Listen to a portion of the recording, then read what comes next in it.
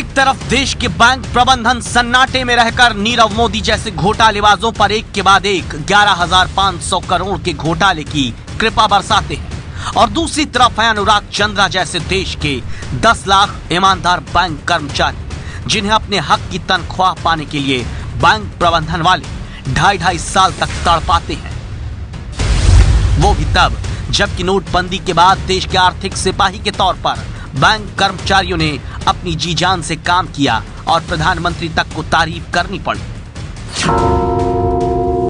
Bank कर्मचारियों ने इस दौरान दिन रात एक किए हैं।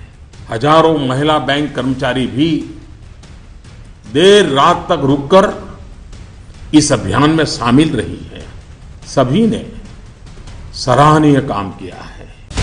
लेकिन एक तरफ नीरव मोदी जैसे घोटालेबाजों और दूसरे उद्योगपतियों पर बैंकों की मोटी सैलरी वाले चेयरमैन और बोर्ड मेंबर लाखों करोड़ रुपए डुबाकर कुर्सी पर आसानी से बैठे रहते हैं। दूसरी तरफ देश के 10 लाख बैंक कर्मचारियों के 50 लाख घर वाले हैं जिन्हें हर बार अपनों की सैलरी बढ़ने के 900 दिनों तक इंतजार करना होता है कब उनके घर में बढ़े वेतन की खुशियां आएंगी। सरकार चाहे जिसकी हो, सरकारी बैंक चाहे जो भी हो, वो नीरव मोदी जैसे घोटालेबाजों और उद्योगपतियों को देश का हजारों लाखों करोड़ रुपए लूटने से रोक नहीं पाता। लेकिन देश में हर बार बैंक में ईमानदारी से काम करने वाले लाखों कर्मचारियों को उनके हक की आवाज दबाने के लिए सस्पेंशन, ट्रांसफर, डिमोशन की धमकी दी जाती है।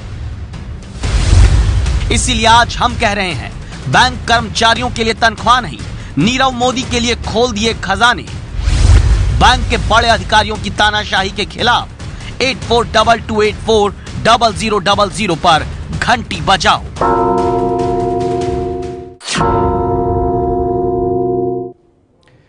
तो बैंक प्रबंधन की तानाशाही की घंटी आपको क्यों बजानी है, इसका थोड़ा अंदाजा तो आपको हो गया होगा।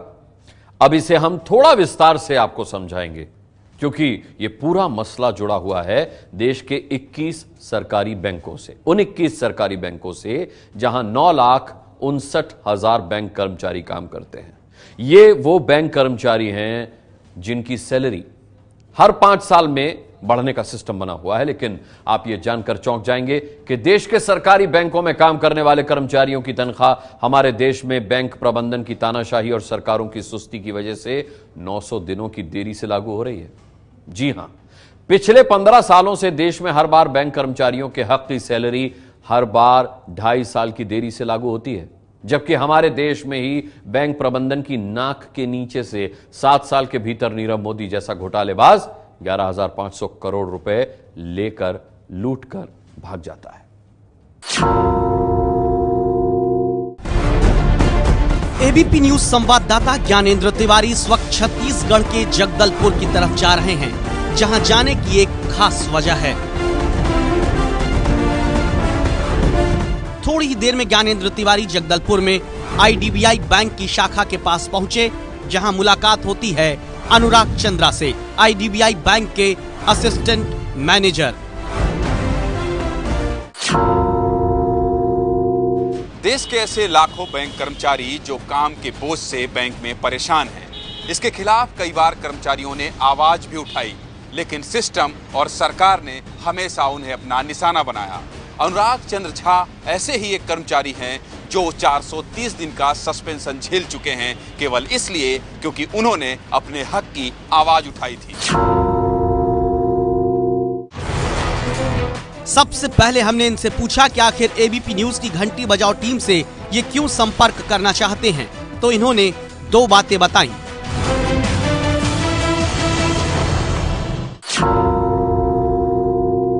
घंटी बजाओ के जितने भी एपिसोड्स मैंने देखे हैं या बाकी लोगों ने देखे हैं, उनका ये कहना था और हमारा भी मानना था कि ये किसी भी चीज़ों के तह तक जाता है, सिर्फ 5 मिनट का क्लिप नहीं कभी दिखाता है।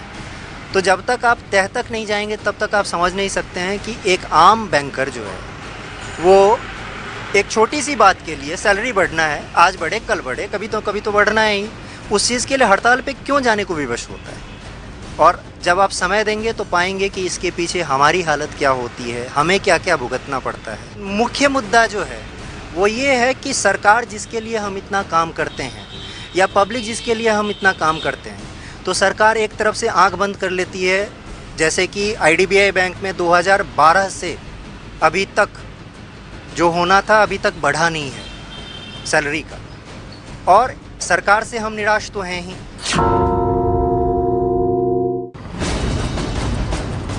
क्या वाकई देश में IDBI बैंक के कर्मचारियों की सैलरी 6 साल से नहीं बढ़ी है? क्या देश में दूसरे सरकारी बैंक के कुल 10 लाख कर्मचारियों को उनके वेतन का पूरा हक नहीं मिलता? हमने इस बारे में जानकारी जुटाई तो पता चलता है सरकारी बैंकों के कर्मचारियों की सैलरी रिवीजन का एक सिस्टम बना हुआ है देश में। इंडियन बैंक्स एसोसिएशन सरकार की तरफ से और बैंकों की तरफ से United forum of bank union, ये दोनों संस्थाएं मिलकर बैंक कर्मचारियों की तनख्वाह पर काम करती हैं, जिसे द्विपक्षीय समझौता कहते हैं। लेकिन देश में बैंक कर्मचारियों के लिए 8वीं वेतन वृद्धि 943 दिन की देरी से, 9वीं वेतन वृद्धि 908 दिन की देरी से, 10वीं वेतन वृद्धि 935 दिन की देरी से लागू हुई। 10वीं वेतन वृद्धि जो नवंबर 2012 में बैंक कर्मचारियों के लिए हो जानी थी, उस पर दस्तखत ही 25 मई 2017 को हुए, पूरे 30 महीने बाद। इस बार भी देश के बैंक कर्मचारियों की 11वीं वेतन वृद्धि जो नवंबर 2017 में लागू हो जानी चाहिए थी, 111 दिनों के बाद भी उसका अब तक कुछ भी अता पता नहीं है। इसीलिए बैंक कर्मचारियों के हक में अपनी नौकरी दांव पर लगाकर आवाज उठाने वाले अनुराग चंद्रा और दिल्ली में बैंक कर्मचारी एसोसिएशन के महासचिव अश्विनी राणा पूरे सिस्टम पर सवाल उठाते हैं। सरकार ने 2016 के जनवरी में पहला पत्र भेजा था सारे सरकारी बैंकों को और IBA को, जो कि सरकार की तरफ से नेगोशिएशन करता है। उसके जवाब में पहली मीटिंग जो बैठी थी वो मई 2017 में बैठी थी। इस बीच में सरकार ने उनको 5 और पत्र भेज दिया था। तो जब सरकार के अपने ही तंत्र के लोग उनकी बात नहीं मान रहे हैं, नॉन फाइनेंशियल इश्यूज सारे डिस्कस हो गए, लेकिन बैंक कर्मचारियों को क्या रिवीजन दिया जाएगा उसके ऊपर चर्चा नहीं हुई। और सबसे बड़ी बात है कि जब ये सारा मुद्दा PNB और ये बाकी निकल के आए तो 21 तारीख को यानी परसों IBA ने मीटिंग यूनियंस को बुलाया हुआ था और मीटिंग भी कैंसिल कर दी। संभव है कि अब कुछ लोग कहें कि भले ही 900 दिन के बाद ही सैलरी बढ़कर मिलती है तो उतने दिन का एरियर बैंक कर्मचारियों को एक साथ मिलता होगा, लेकिन ऐसा सोचने वालों को आज हम बताते हैं कि इससे सिर्फ लाखों बैंक कर्मचारियों और उनके घर वालों की उम्मीदों के साथ धोखा ही नहीं बल्कि देश की अर्थव्यवस्था का कैसे बड़ा नुकसान होता है। देश में जैसे इस वक्त सबसे बड़े bank state bank of India ने ही घोषणा कर रखी है कि SBI ने अपने कर्मचारियों की अगली वेतन वृद्धि के लिए, जो अभी 111 दिनों से लंबित है, उसके लिए 700 करोड़ रुपए प्रबंध करके रखे हैं। अगर अकेले SBI ने 700 करोड़ रुपए रखे हैं तो बाकी बैंकों को जोड़कर यह आंकड़ा 1000 करोड़ रुपए के पार होगा। अब ऐसे सोचिए, बैंक कर्मचारियों को वक्त से उनका बढ़ा हुआ वेतन मिलेगा तो खर्च भी ज्यादा करेंगे। बढ़े वेतन से कर्मचारी खरीदारी ज्यादा करेंगे तो पैसा बाजार में आएगा। पैसा बाजार में आएगा तो देश की अर्थव्यवस्था को फायदा होगा। यानी बैंक कर्मचारियों की वेतन वृद्धि को लटकाकर देश की उन्नति का 1000 करोड़ से ज्यादा रुपया इस वक्त रोका जा रहा है। बैंक कर्मचारियों के वेतन का 1000 करोड़ रुपया रोका हुआ है और नीरव मोदी जैसे घोटालेबाजों के लिए 11,500 करोड़ रुपए खजाने से बैंक प्रबंधन लुटा देता है।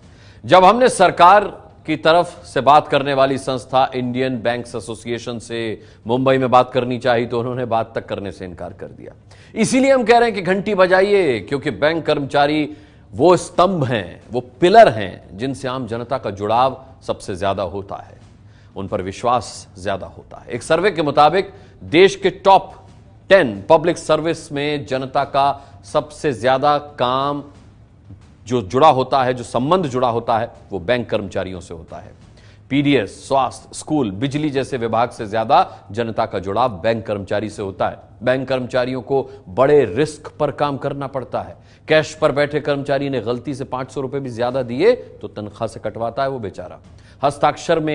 हस्ताक्षर के मिलान में देरी हो तो ग्राहक से अपमान झेलना पड़ता है। सतर्क होकर कर्मचारी काम करे तो कहेंगे जानबूझकर देरी कर रहा है। और छोटी सी चूक पर एक शून्य की गड़बड़ी से हजारों रुपए का नुकसान का जोखिम है। लेकिन वही जोखिम लेने वाले बैंक के लाखों कर्मचारी जब अपना वेतन समय से न मिलने पर आवाज उठाते हैं तो देखिए बैंक प्रबंधन की तानाशाही कैसे चलती है। गणेश चंद्र दास आईडीबीआई बैंक के असिस्टेंट मैनेजर, युवा हैं, लाखों लोगों को परीक्षा में पीछे छोड़कर बहुत सारे सपनों के साथ बैंक की नौकरी करने आए, लेकिन अब काम के बोझ और काम के मुताबिक वेतन न मिलने से उम्मीदें टूट रही हैं। एक आदमी 3 आदमी का काम कर रहा है अभी बैंक में। मान के चलिए पूरा बैंकिंग इंडस्ट्री में वही हाल है कि 3 आदमी का काम एक ऑफिसर कर रहा है, एक ऑफिसर एक एम्प्लॉय कर रहा है। मतलब सर यहाँ पे मान के चलिए एक ब्रांच में कम से कम से 3, कोई भी सर एफआई ब्रांच छोटे मोटे ब्रांच वो 3 स्टाफ चाहिए, अभी फिलहाल 2 स्टाफ में चला रहे हैं। तो जो वर्कलोड है सर एक्चुअली वही प्रॉब्लम है। देश में इस वक्त एक बैंक कर्मचारी को बैंकिंग के तय कामों के अलावा आधार से खाता लिंक करना है, जनधन योजना के खाते खुलवाना मेंटेन करना, अटल पेंशन योजना, जीवन सुरक्षा योजना, मुद्रा योजना, फसल बीमा योजना, प्रधानमंत्री आवास योजना, कन्याश्री समेत दर्जनों जनता से जुड़ी योजनाओं का काम दिया जाता है। सरकारी बैंक के कर्मचारियों पर काम का बोझ कितना है, इसका अंदाजा इस बात से लगाइए कि 2012 में जहां प्रति बैंक कर्मचारी 1879 लाख का व्यवसाय था, वो 2016 में बढ़कर प्रति बैंक कर्मचारी 2730 लाख हो चुका है। लेकिन सैलरी की बात करने पर बैंक प्रबंधन की तरफ से आवाज न उठाने की हिदायत मिलती है। यही वजह है कि बैंक ऑफ बड़ौदा में 5 साल से कैशियर आशीष मिश्रा जैसे युवा बैंक कर्मचारियों को निराश होना पड़ रहा है। ऋण मोचन योजना में रात में 2-2, 3-3 बजे तक बैठ के काम किया गया, जो शायद तहसीलों का काम था, वो एक बैंक कर्मचारी से लिया गया। बैंक कर्मचारी इतने अवसाद, इतने तनाव में है कि वो अपनी बात को कह नहीं पा रहा, क्योंकि आज अगर आप अपनी बात कहने जाएंगे, किसी के सामने रखने जाएंगे, तो ट्रांसफर और पोस्टिंग के उतने शोषण के हथकंडे अपनाए जाएंगे कि आपको या फिर खुद आत्महत्या करने पर मजबूर कर दिया जाएगा या फिर आप बैंक छोड़ करके चले जाओगे। शोषण वो भी उनके हाथों जो नीरव मोदी और विजय माल्या जैसे उद्योगपतियों, कारोबारियों पर लाखों करोड़ रुपए का कर्ज देकर डुबाए बैठे हैं। ऐसे बैंक प्रबंधन, बैंक के बड़े बड़े अफसर कैसे छोटे छोटे कर्मचारियों को उनके वेतन का हक मांगने पर प्रताड़ित करते हैं। सुनिए बैंक कर्मचारी अनुराग चंद्रा से। मेरे अगेंस्ट चार्जशीट लगाया गया था कि he is suspended to incite fellow officers to participate in strike. हड़ताल पे जाना एक हमारा कानूनी अधिकार है, this is our legal rights. तो उस अधिकार को करने के लिए एक अदना सा अधिकारी, उसको आपने सस्पेंड कर दिया, वो भी 430 दिनों के लिए, जबकि सुप्रीम कोर्ट ये कहती है कि 365 दिनों से ज्यादा सस्पेंशन नहीं होना चाहिए। देश में सांसद मामूली सी बात पर हंगामा करके संसद की कार्यवाही ठप करके करोड़ों रुपए बर्बाद कर दे, कोई नहीं पूछने वाला। लेकिन अगर बैंक कर्मचारी अपने हक के लिए एक दिन हड़ताल कर दें तो बैंक कर्मचारियों को अपनी एक दिन की सैलरी कटवानी पड़ती है। अपने हक के लिए बैंक कर्मचारी एक दिन की हड़ताल करें तो औसत 400 करोड़ रुपए की सैलरी बैंक कर्मचारियों की देश में कट जाती है। और देश के बैंक कर्मचारियों की एक दिन हड़ताल हो जाए तो 24 घंटे में देश का 25,000 करोड़ रुपए का नुकसान होता है। सरकारी बैंकों में काम करने वाले 10 लाख कर्मचारी यही चाहते हैं कि हड़ताल से देश का हजारों करोड़ का नुकसान ना हो, बस सरकार, सिस्टम और बैंक प्रबंधन उनकी वेतन वृद्धि को 900 दिन तक लटकाए नहीं। देश में बैंक कर्मचारी जब अपने वेतन के लिए आवाज उठाता है तो उसके बदले उसे सुनने को मिलती है कुछ ऐसी बातें कि आखिर सरकारी बैंक के कर्मचारी करते ही क्या हैं।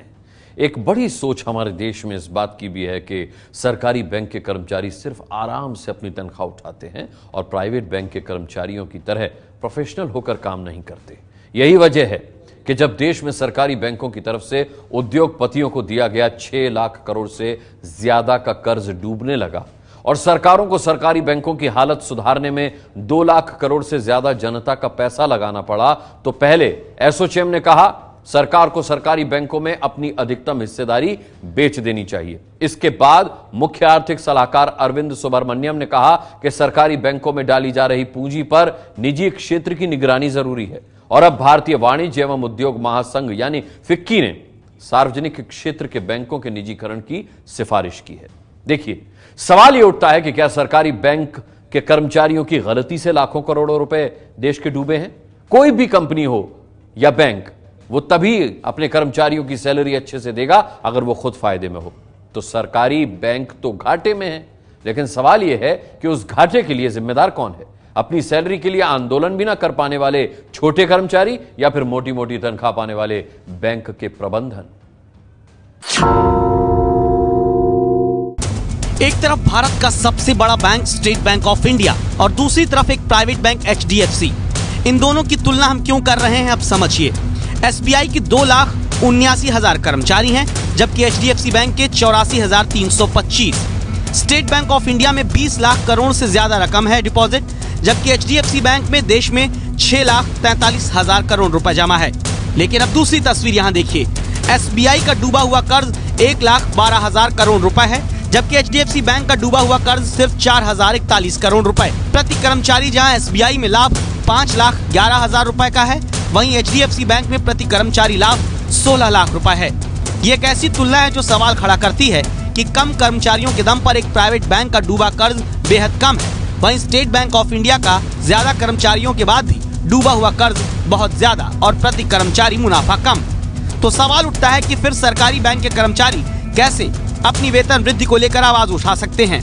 इस सवाल पर दिल्ली में बैंक कर्मचारी एसोसिएशन के महासचिव अश्विनी राणा अपना तर्क देते हैं।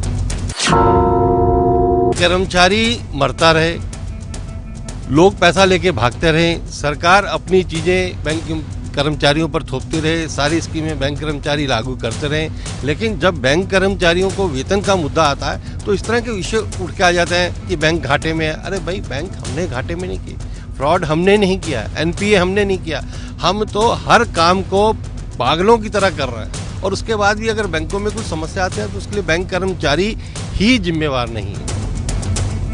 हमने यहाँ जानकारी जुटाई तो पता चलता है बैंकों में हर छोटे कर्ज के लिए, जैसे होम लोन, कार लोन या दूसरे छोटे लोन जो आम आदमी को मिलते हैं, वो कर्ज दिलाते वक्त बैंक कर्मचारी की जिम्मेदारी तय की जाती है। लेकिन हजारों करोड़ के जो लोन बैंक के बड़े अधिकारियों और बोर्ड की तरफ से देकर डुबाया जाता है, उस पर कोई जवाबदेही नहीं। बैंकर्स हमेशा अच्छी नीयत से काम करना चाहते हैं। हाँ, चुनिंदा लोग हर एक पेशे में होते हैं जो गलत करते हैं, और उसके लिए आप जान के आपको आश्चर्य होगा कि कोई सा भी लोन अगर ख़राब होता है, कोई सा भी ऋण ख़राब होता है, तो उसके अगेंस्ट में स्टाफ अकाउंटेबिलिटी रिपोर्ट बनती है हर एक लोन के पीछे। जो बड़े NPA जो बैंकों के बोर्ड ने पास किए, वो उन्हीं की पावर में थे, उनकी आज तक किसी की अकाउंटेबिलिटी फिक्स नहीं हुई। पिछले यही सिस्टम पुरानी सरकार में रहा, जिसके कारण से ये आज समस्या है। यानी बैंक प्रबंधन अपनी लापरवाही, नीरव मोदी जैसे उद्योगपतियों से साठगांठ और राजनीतिक दखलंदाजी के कारण लाखों करोड़ का कर्ज डुबाकर उसका ठीकरा आम बैंक कर्मचारियों पर फोड़ता है। तो सवाल अब ये उठता है कि फिर कैसे देश के 10 लाख बैंक कर्मचारियों को उनकी तनख्वाह समय से दिलाने का सिस्टम बनेगा, और सरकार को इसके लिए क्या करना चाहिए? सरकार जिनके लिए हम काम कर रहे हैं वह स्वयं ही इस चीज़ के लिए कदम उठाएं कि जैसे MP के लिए उन्होंने एक फॉर्मूला बना दिया, जैसे बाकी कर्मचारियों के लिए उन्होंने कमीशन बिठाया हुआ है, पे कमीशन बिठाया हुआ है। अगर वो चीज़ हमारे साथ भी लागू कर दिया जाए तो हमें इन सब परेशानियों में जुड़ना ही नहीं पड़ेगा। हम क्यों चाहेंगे कि पब्लिक सर्विस हम बाधित करें? क्यों चाहेंगे कि हड़तालों पे जाएं जब हमारी सैलरी कटे? हमारे पास बहुत सारे काम है और हमारे पास समय बहुत कम होता है। सरकार को ये नेगोशिएशन ये वो सब खत्म करके जिस पैटर्न पे सेंट्रल गवर्नमेंट का पे कमीशन अनाउंस करते हैं, उसी पैटर्न में बैंक कर्मचारियों को भी उसी अनुपात में आप दे दीजिए, झगड़ा खत्म हो जाएगा। ये 1 साल 2 साल नेगोशिएशन चलती रहती है, कई स्ट्राइक हो जाती हैं, अननेसेसरी लोग पैसा कटवाते हैं, बैंक का काम सफर करता है। इसीलिए आज एबीपी न्यूज की राय है, देश में अगर छोटे कर्ज पर कर्मचारियों की जवाबदेही होती है तो हजारों करोड़ का कर्ज जो बड़े अफसर बांटते हैं उनकी जवाबदेही भी तय की जाए। बैंक कर्मचारियों की तनख्वाह को तय करते समय उनकी नौकरी के आर्थिक जोखिम को भी ध्यान में रखा जाए। बैंक कर्मचारियों की वेतन वृद्धि को लटकाने वाले सिस्टम में सुधार कर एक तय नियम और व्यवस्था बनाई जाए। आप इस राय से सहमत हैं तो 8422840000 पर मिस्ड कॉल देकर घंटी जरूर बजाइए। देश में हुए सबसे बड़े बैंक घोटाले पर हम लगातार उस सिस्टम की घंटी बजा रहे हैं जिसके कारण नीरव मोदी जैसे घोटालेबाजों को देश का खजाना लूटने का चोर दरवाजा मिलता है। हमारी रिपोर्ट पर देश तक अपनी आवाज पहुंचाने वाली जनता को अब सुन लीजिए। संबंधित बैंक के अधिकारी की संपत्ति से लोन की वसूली की जानी चाहिए, तभी बैंक के अधिकारी लोन देते समय पूर्ण ध्यान रखेंगे और जनता का पैसा नहीं डूबेगा। जो गवर्नमेंट स्कैम्स को नहीं रोक सकती है, जो नीरव मोदी को नहीं ला सकती है, तो क्या क्राइम को रोक सकती है? क्या दाऊद इब्राहिम को ला सकती है? बैंकों के जो कर्मचारी मिले हैं उन पर भी कार्रवाई होनी चाहिए, सरकार को भी जवाबदेही होनी चाहिए। एबीपी न्यूज ने बहुत सही मुद्दा उठाया है। अगर सरकार इस ओर ध्यान दे तो बहुत बड़े घोटाले होने से रोके जा सकते हैं। 8422840000 पर मिस्ड कॉल देकर आप भी हमें अपना वीडियो संदेश भेज सकते हैं।